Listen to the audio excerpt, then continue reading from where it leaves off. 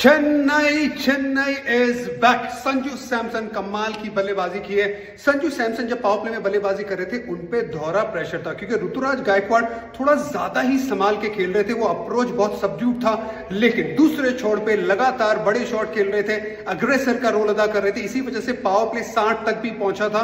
उसके बाद भी काम खत्म नहीं किया, शतक जड़ा। और जब संजू सैमसन के रन आते हैं ना, एक साथ आते हैं, बहुत ज्यादा आते हैं। सैमसन ने मुझे लगता है कि एक मंकी अपने पीठ से हटाया और कमाल की पारी खेली है। अपने नई फ्रेंचाइज के लिए पहला शतक बनाया, पहली जीत इस सीजन की। पर बैटिंग में बना दिए तो क्या ही फर्क पड़ता है। और Hyderabad you will have to consider कि आपकी गेंदबाजी शायद इस टूर्नामेंट की along with KKR. Chennai super kings के फैंस तरस गए थे इसी शाम के लिए।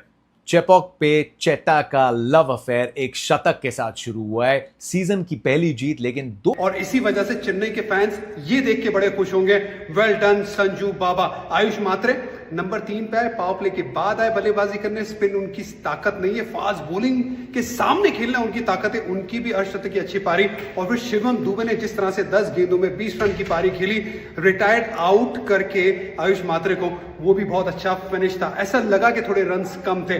ऐसा लगा कि चेन्नई की जो गेंदबाजी यूनिट है वो इतना जो स्कोर हुआ है उसको रोक नहीं पाएगी। हालांकि 200 से ज्यादा का स्कोर था, लेकिन फिर भी सपाट पिच पे उस पे दो चीजें थी। एक तो गेंदबाजी पावर प्ले के बाद जिस तरह से की है, और ऋतुराज गायकवाड़ ने जिस तरह से कप्तानी की है, शानदार कप्तानी। देखिए, ये गेंदबाजी यूनिट को चलाना इतना आसान नहीं है क्योंकि ये गेंदबाजी यूनिट में कोई डेजिग्नेटेड डेथ बॉलर नहीं है। ये गेंदबाजी यूनिट में ना आपके पास इनफॉर्म गेंदबाज भी नहीं है जो बहुत ज्यादा विकेट ले है। नूर की तो पहली विकेट थी। उन खिलाड़ी को बैक करना, अकील हुसैन को खेल लगाना, और साथ ही में नूर अहमद को बैक करके उनकी पहली विकेट दिलाना। सही विकेट भी थी आशुतोष शर्मा की। ओवरऑल आखिर में भी ये प्लान करना जेमी ओवरटन के साथ कि यॉर्कर की तरफ नहीं जाएंगे, साइड बाउंड्री का इस्तेमाल करना। जेमी ओवरटन की कमाल की गेंदबाजी, मेरे हिसाब से तो वो मैन ऑफ द मैच होना चाहिए। लेकिन ऋतुराज गायकवाड़ की कप्तानी के पूरे नंबर। उम्मीद है आने वाले टाइम में उनकी बैटिंग के अप्रोच में भी बहुत ज्यादा अग्रेशन देखने को मिले। वो चीजें जो शायद चेन्नई ने बहुत अच्छी करी इस मैच में, the first being the team selection. Dewald Brevis fit हुए, मैट हेनरी की जगह आप अकील हुसैन को लाए। गुरजपनीत में आपने एक बहुत काबिल पेसर को आखिरकार मौका दिया, और आपने ये नहीं सोचा कि लोग क्या कहेंगे कि प्रशांत वीर और कार्तिक शर्मा, दो काबिल खिलाड़ी जिन पे आपने 28 करोड़ 40 लाख खर्चे, आपकी ऑक्शन की सबसे बड़ी बाई थी, उन दोनों को आपने प्लेइंग 12 में जगह नहीं दी।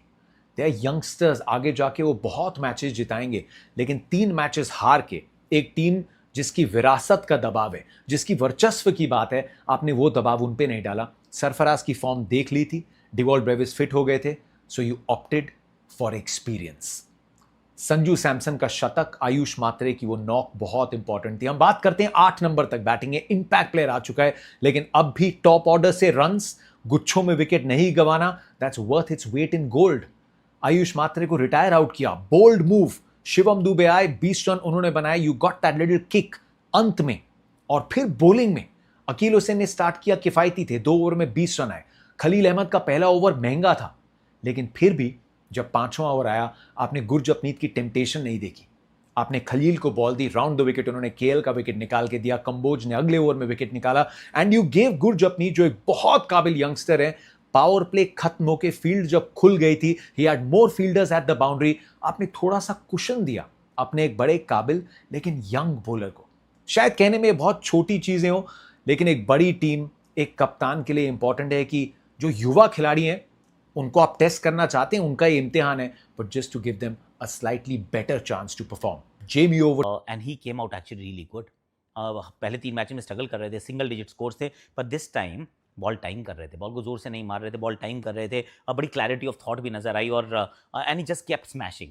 2 जरूर इंस्टेंसेस थे जिसमें ही स्लोड डाउन, क्योंकि पहले अगर 20 गेंदों में कहाँ थे, पहुंच गए थे 46 तक।